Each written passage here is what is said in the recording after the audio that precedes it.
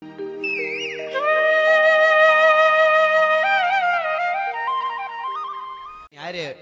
સાત વર્ષનો એક બાળક ધીમો ધીમો ધીમો ધીમો ધીમો વયો જતો હતો. અરે પોલીસ હતી એમની ઈ વખતની, વર્ષો પહેલાની હું આ વાત કરું છું, શાસ્ત્રની વાત છે આપણી. અને એમાં બધે કાંઈ હમણાં જ અમારે દાદાની ચર્ચા થઈ કે જે વિધર્મી હોય ને, જેને નુકસાન કરવું હોય, પોતાનું નામ મોટું કરવું હોય, ધર્મ બરમ બધું એનાથી નીચે એવું માનવું હોય, એને પ્રચાર કરવામાં બહુ કાળજી હોય પાછી. એમ ક્યાંય નારાયણનું નામ ન લેવાય, ભગવાનનું નામ ન લેવાય. ઈ ટાણે અડધી રાતનો ગજર ભાંગી ચૂકેલો તો, અને એમાં ઓસિંતાનો એક શબ્દ સંભળાણો, નારાયણ નારાયણ નારાયણ. નારાયણ શબ્દ સંભળાણો એટલે જે સિપાહીઓ હતા એના આમાં 7 વર્ષના રાજકુમારે જોયું, સિપાહીઓ ધ્રુજી ગયા હો.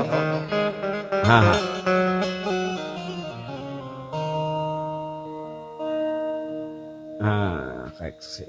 જોઈ લો. છેક ગાયુના ગોવાળિયા, બરોબર છે, જોઈ લેશો. બીજા રાઉન્ડમાં એવું. મારે એક પ્રસંગ તરફ જવું છે, પણ અમારો માલધારી સમાજ ઘણો બેઠો છે ભાઈઓ. વાહ વાહ વાહ વાહ વાહ. जो फकीरी मिजाज रखते हैं वो ठोकरों में ताज रखते हैं, जिसको कल की फिक्र नहीं वो मुट्ठी में आज रखते. એટલે પણ હું આ વાત મને નાનકડી આવી એટલે 7 વર્ષના રાજકુમારે નારાયણ શબ્દ સાંભળીને સિપાહીઓ સામું જોયું એટલે સિપાહીઓ ધ્રુજવા મંડાણો. કોણ લે છે ભગવાનનું નામ? કે જોઈ તપાસ કરી, રાજકુમાર તપાસ કરો કે. ન્યા જઈને તરત દોડીને પાછા આવ્યા સિપાહીઓ અને એટલું કીધું, કોણ છે? તો કે કુંભકાર. કુંભાર છે, કુંભારનું ઘર છે, પ્રજાપતિનું, ને એક બેન છે એ નારાયણનું નામ લે છે. ન્યા ગયા. 7 વર્ષનો રાજકુમાર ઉભો રહ્યો ને કીધું, કોનું નામ લ્યો છો? તો કે ભગવાનનું. ભગવાન કોણ? અખિલ બ્રહ્માંડનો માલિક. અખિલ બ્રહ્માંડનો માલિક એટલે કે નારાયણ. નારાયણ એટલે કે જગતનું સંચાલન કરવા વાળો. કે જગતનું સંચાલન તો મારો બાપ હરિણાકંશ કરે છે. જગતનું સંચાલન તો મારો બાપ કરે છે. એ કે તારા બાપનું જ નામ લે છે, બીજાનું નામ તારા અહીંયા લેવાય એવું છે નહીં, અને અમે લેતાય નથી. પણ અટાણે તારા બાપથી ન થાય એવી ઘટના બની છે ને, એટલે નારાયણને યાદ કરવો પડ્યો. એવું શું છે કે આ પધારો આવો. આમ જેને કહેવાય જઈને જોયું તો દહક ઉતાહણીઓ ખડકી હોય એવી ઝાડ ઝાડ ઝાડ ઝાડ ઝાડ ઝાડ ઝાડ અગ્નિ બળતી હતી નિભાડામાં. દ્રષ્ટિ કરીને કીધું, જો આ બાજુ જુઓ, ઓલી મીંદડી રાયડું નાખે ને બિલાડી, તો કે હા, એના બચલા આમાં આ નિભાડામાં રહી ગયા છે ને, એને બચાવવાના છે ને, એટલે નારાયણનું નામ લઉં છું. નકર તો કાયમ તારા બાપનું જ નામ લેતી હતી પ્રહલાદ.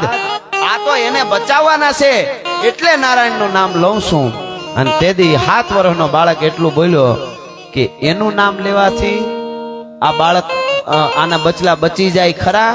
તો કે હા, એ બચી જાય, એમાં અખતરાની વાત નથી, એ તો બચી જ જાય. મને વિશ્વાસ છે કે મારા બાપનું નામ લેવાથી કે એનાથી ન બચે, કે નારાયણનું નામ લેવાથી કે બચી જાય. માણસોની સામે આમ ઈશારત કરી પ્રહલાદે. નજર કેદ કરી લ્યો, આને પેરા લગાડી દો, નિભાડો હુકાય, ઓલવાય, અને જ્યારે માટલા કાઢવાનું આવે ત્યારે મને બોલાવજો. ટૂંકમાં વાત કરું, એક દી, બીજો, ત્રીજે દી બધું ઠરી ગયું અને નજર કેદ રહી ગયા શ્રીબાઈ. અને કહેવાય છે પ્રહલાદજી આવ્યા કે જાણ કરીને આવ્યા ને કીધું, ગાલો નિભાડો ઉખેડો. અને આમ કરીને આમ એક પછી એક માટલા કાઢતા કાઢતા કાઢતા કાઢતા બરોબર વચ્ચેનું માટલું આવ્યું. આમ માટલું હાથમાં લઈ આમ રાખને ખખેરી આમ કરીને આમ કર્યું. તા તો 1 2 અને 3 ધર્મની રૂચાઓ, વેદની ધર્મની ધજાઓ ફડાકા મારતી એમ બિલીના બચ્ચા કૂદકો મારી મારીને માટલામાંથી જદી બહાર નીકળ્યા. મિત્રો, આ બાજુ મીંદડીના બચલા માટલામાંથી બહાર નીકળ્યા, આ બાજુ પ્રહલાદે ગાંઠ વાળી લીધી. હવે તો નારાયણ સિવાય દુનિયામાં બધું ખોટું. મારો બાપ હોય કે એનો બાપ હોય, પણ અખિલ બ્રહ્માંડનો માલિક તો નારાયણ હોઈ શકે. પછી કોઈ કાર્ય ન ફાવી. કેટલું કેટલું કર્યું આપ જાણો છો.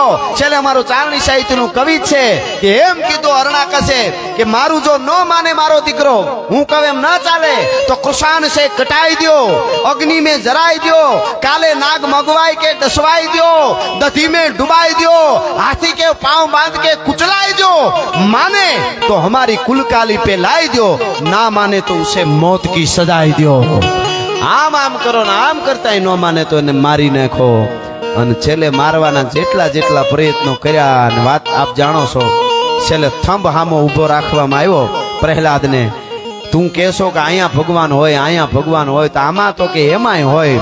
અને જેથી ડગલા દીધા 5-7 વર્ષના પ્રહલાદે થંભમાં બથ ભરવા ધગાવેલા થંભમાં, તેથી જરાક વિચાર થયો કે હાય હાય હાય, મારી ઉંમર નાની કોમળ બાળક કેવા, ભગવાન તો બચાવે જ, પણ આમાં બથ ભરું સમ સમ સમ કરતો બળી જાય તો વાત આવી.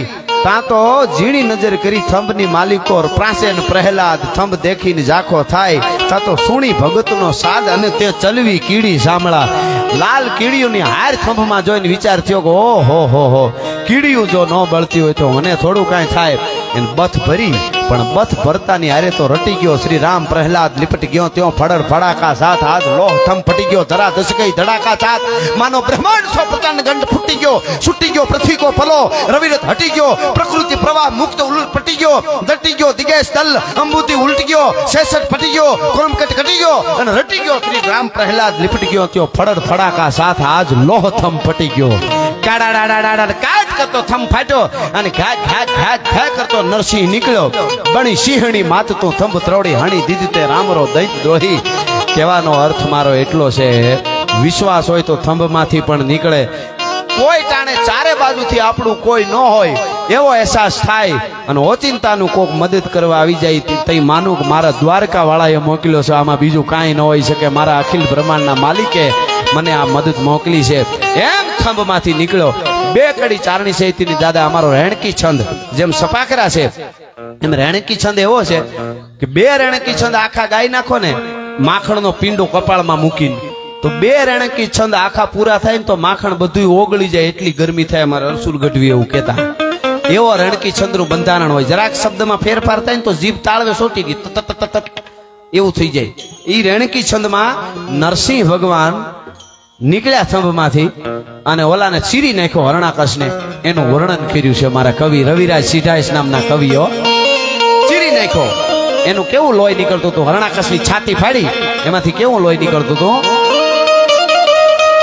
તો ઈ ધક ધક હક ધક ધક